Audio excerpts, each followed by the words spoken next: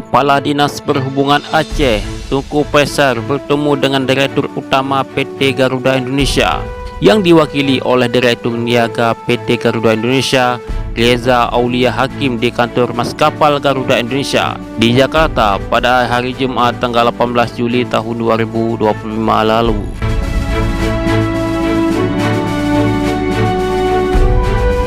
Kunjungan tersebut bertujuan untuk menyampaikan langsung harapan Gubernur Aceh Muzakir Manaf melalui suratnya bertanggal 15 Juli tahun 2025 terkait prioritas penerbangan langsung umrah via Bandara Nasional Sultan Iskandar Muda menggunakan pesawat Garuda Indonesia.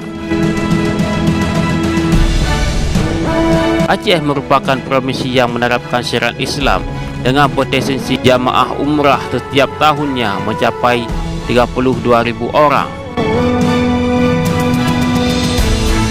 Kondisi ini tentu sejalan dengan visi misi pemerintah Aceh saat ini, yaitu menjalankan syariat Islam dalam kehidupan masyarakat secara kafah.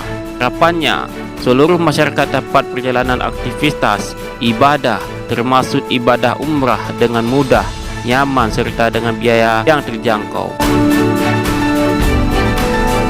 Jarak tertempuh Aceh Arab Saudi relatif cukup dekat dan menghemat waktu. Hanya waktu 7,5 jam penerbangan sudah tiba di Arab Saudi. Tentunya menjadi pertimbangan bagi pihak manajemen Garuda Indonesia untuk memprioritaskan penerbangan langsung dari Bandar Aceh, ungkap Tunku Faisal di hadapan manajemen Garuda Indonesia mengenai harapan Gubernur Aceh. Jumlah jamaah umrah asal Aceh yang definisi setiap tahunnya memiliki potensi pasar yang besar untuk penerbangan langsung. Pembukaan rute ini tidak hanya akan memberikan kemudahan bagi masyarakat Aceh, tetapi juga berpotensi meningkatkan gaya ekonomi lokal. Harapan itu, tambah Tunku Faisal, kian besar mengingat Aceh memiliki sejarah panjang bersama Garuda Indonesia.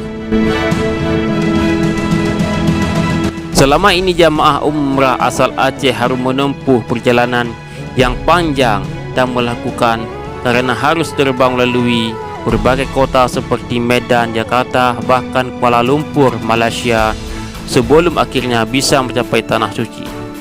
Situasi ini tentu saja menambahkan beban biaya dan waktu bagi para jamaah, khususnya bagi jamaah lansia.